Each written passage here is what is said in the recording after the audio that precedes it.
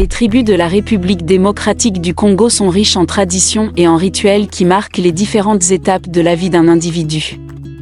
Ces rites de passage sont à la fois fascinants et empreints de spiritualité, offrant un aperçu unique de la culture congolaise.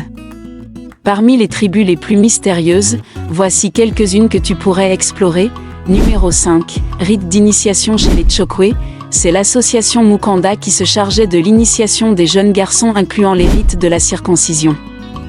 Les masques jouaient un rôle important pendant toute la durée de l'initiation, ayant une fonction protectrice ou nourricière. Ceux-ci, contrairement aux masques de danse évoqués, Po et Siongo, étaient fabriqués en résine et en écorce battue, donc périssables, et l'on n'en connaît que peu d'exemplaires. Le plus important d'entre eux est le sikunza. Ce nom signifie sauterelle, insecte associé au symbole de la fécondité. Il est surmonté d'une haute coiffe représentant une corne d'antilope cheval, symbole de pouvoir et de virilité. Le sikunza est protecteur des jeunes initiés. On sait aussi que des amulettes à l'effigie de ce masque étaient fabriquées et portées par les femmes et les hommes afin de se protéger contre la stérilité.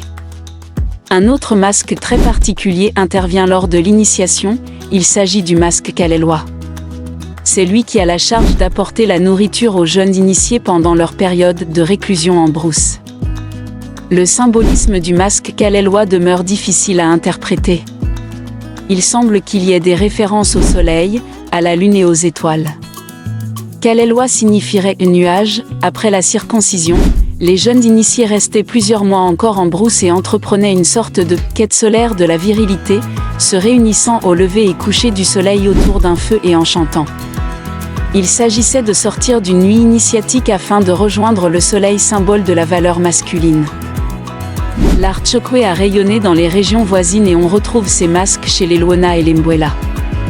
On retrouve cependant des résonances de style dans les masques d'initiation des Yaka et Soukou. Numéro 4, les interdits chez les Chi. La morale Chi étant principalement prohibitive, négative, l'ensemble de sa législation est constitué fondamentalement des interdits, les Miziro. Les sanctions prévues contre ces interdits sont late sententiae, c'est-à-dire que ces peines sont entraînées par le fait même de la transgression de la loi sans qu'il y ait intervention juridique. Mais il existe des remèdes possibles pour la non-application des peines grâce à l'intervention des Bafumu, les guérisseurs. Par là on se rend compte que les législateurs ancêtres, tous sévères qu'ils fussent pour la protection du mariage, avaient tenu compte de la fragilité humaine et de la miséricorde. Ils étaient conscients d'être des instruments législateurs d'une volonté supérieure qui est aussi miséricordieuse, la volonté de Nyamuzinda, Dieu, interdit sur le mariage, 1 degré Andiri, interdit concernant la célébration du mariage. Les Bashi considèrent comme acte principal du mariage le fait d'être puissant lors de la rencontre des deux jeunes époux. C'est un acte secret, bien sûr, mais qui doit être prouvé extérieurement, vu ses conséquences sociales. Les jeunes doivent être sincères en ces circonstances et pour s'assurer de leur sincérité, les ancêtres ont défendu tout mensonge sous peine grave. En effet, les jeunes époux, après leur acte matrimonial, doivent se rassurer eux-mêmes de l'effet réel de leur acte, et se l'affirmer avec certitude. Suite à cette certitude, ils doivent déclarer aux parents que leur acte a eu son effet, en se servant d'une vieille femme venant les voir pour s'enquérir du résultat heureux de leur rencontre. Si les jeunes époux, pour quelque motif que ce soit, affirmaient que l'acte matrimonial puissant avait eu lieu, alors que c'est faux, leurs parents se mettaient à festoyer pour un faux mariage. De ce fait, ils mangeaient des mets qui entraîneraient leur mort, car ils ont mangé le bandiri, ou faux mariage. Numéro 3, le mystère des pygmées.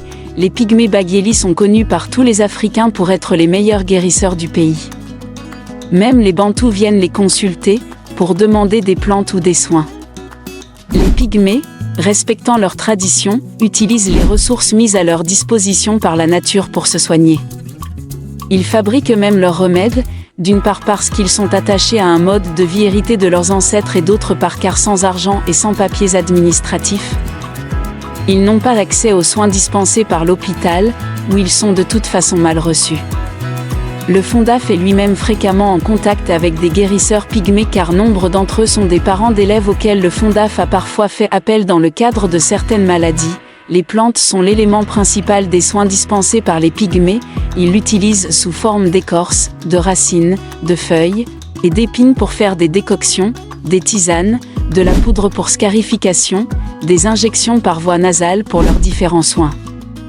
Le gibier est également un élément très utilisé par la médecine pygmée. Il n'est pas rare de trouver un pendentif d'ossements de gorille tenu par une lamelle de peau d'animal autour du cou d'un enfant. Le but étant de permettre à l'enfant en question d'avoir des os durs comme celui de l'animal. Ils utilisent aussi les poils de certains animaux pour cicatriser les brûlures par exemple. Certains types de pierres entrent également dans l'élaboration de soins pour la communauté. Une pierre est jetée au feu et après être bien chauffée, elle est retirée pour la placer devant le patient et verser dessus une solution médicamenteuse. Les pygmées Bagheli se sont installés en RDC pour sa richesse en espèces animales et végétales, propice à la fabrication de leurs remèdes. Or, depuis quelques années, de grandes plantations ont été mises en place sur ces terres, et la construction d'un oléoduc a également mis en péril l'équilibre du milieu naturel. De nombreuses espèces végétales disparaissent et les animaux se raréfient ou s'éloignent de plus en plus des campements. Numéro 2, le mythe du peuple mongo. Plusieurs traditions mythiques Congo font état d'un premier âge de l'humanité, marqué par le passage d'une créature étrange dotée de pouvoirs magiques extraordinaires, le Nzondo.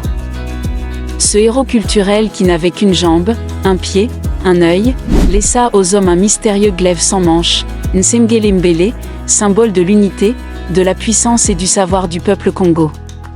Mais après la mort de Nzondo, les hommes ne surent plus se servir de cet instrument magique, ils finiront par le perdre. Ou encore, ils se disputeront à son sujet. Quoi qu'il en soit, les tribus Congo commencèrent alors à se disperser, les émigrants s'installèrent sur les terres de petits hommes mystérieux, les Mbaka, que l'on identifia tant à des nains qu'à des pygmées. La tradition Mpangu en fait de grands forgerons. Le peuple de Nzondo est composé de créatures humaines incomplètes. Alors que les Mbaka sont des hommes de taille réduite, les mythes substituent aisément l'un à l'autre ces figures symboliques équivalentes. Ce qui retiendra notre attention ici, c'est leur association directe ou allusive au travail du fer, au prestige et à la puissance qu'ils confèrent. Les Mpangu, dont le nom même évoque celui d'une ancienne province du royaume de Congo, n'ont cessé, jusqu'à une époque récente, de confier aux forgerons le soin d'investir les chefs couronnés, qui ont le droit de porter le bonnet MPU à l'instar du souverain et des dignitaires de la cour, à l'époque où celle-ci était florissante. Après l'effondrement du royaume, au cours des 18e, numéro 1, le rite initiatique chez les Regas. Les rites initiatiques, appelés Lutende, ont lieu au cœur de la forêt, là où Kimbilikiti est supposé demeurer. Ils se font dans le plus grand secret. Toute femme ou femelle qui s'aventure dans les parages est immédiatement étranglée. Le jour de l'initiation, de grandes fêtes sont organisées dans les villages alentours. À partir du petit matin, des jeux et des danses ininterrompues sont prévus dans le but de tester la résistance des futurs initiés.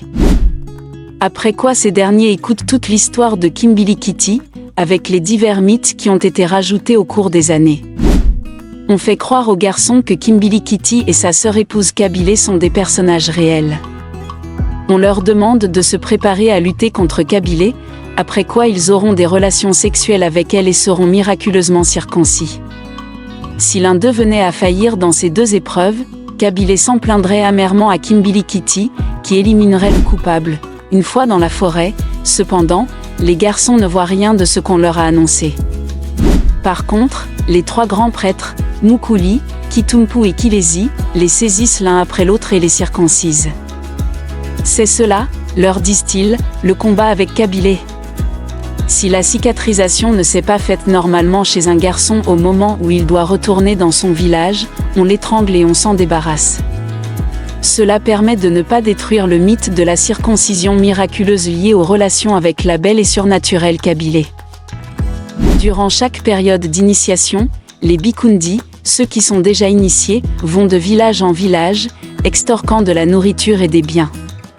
Les familles doivent leur donner tout ce qu'ils leur demandent pour Kimbilikiti et pour ceux qui se trouvent au camp d'initiation. Même les routes sont bloquées et les passants sont obligés de payer ce qu'exigent les adeptes de Kimbilikiti. On perpétue ainsi ce qui était à l'origine le but de la voie, se procurer de la nourriture sans avoir à travailler.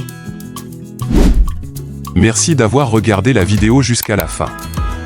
Si vous avez aimé cette vidéo, n'oubliez pas de vous abonner pour ne manquer aucune de nos futures aventures.